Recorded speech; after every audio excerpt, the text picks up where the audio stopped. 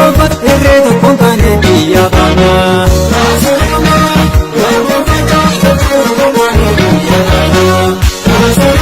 Bosona lallabe wabootun waame tiikomtu walgeesse waamicha dhageesse ani sommuu teesse siraana fufeesse murtee dhukkee kaase onni biyyaaf lole lukni gola keessa walii isaa qocheela Oromoon galaana irra dhangalaana gadee roorrifama dhagni lolan kuufu bichuuf gidifama sabni guddaan kuufu bakka inni isa guba manaaf dhaabbataare albaale isa guma baasuu waan mattaare Raneessi, Raneessi, Raneessi, Raneessi, Raneessi nyaaba garaa nu barsiise Wamada, Wamadu, Nawada, Nawadu, Nawadu jaaba doonaa jabeeffadhu Ajise, Waasite, Challisna, Waasite,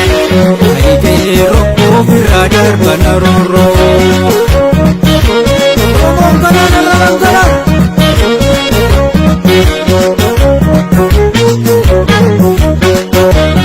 keessatti boca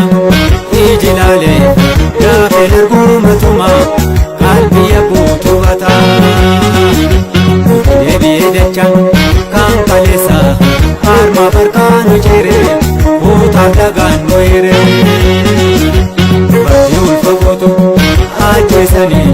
miisiroottiidhaan deeman kasaasa galaafatanii sageree kanarra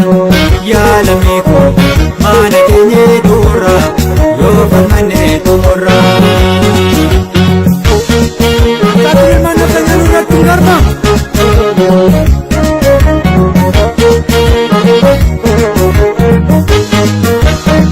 Korroon daangaa dabarte falmatti ceensu keessa balaa waltaane kaane irra yaana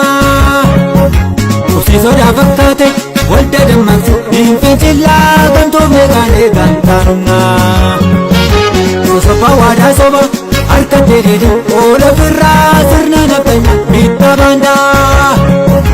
Jajjabaan ilma saba ichee qabsootu raasaa jira abda dhukeerroo humna qabdaa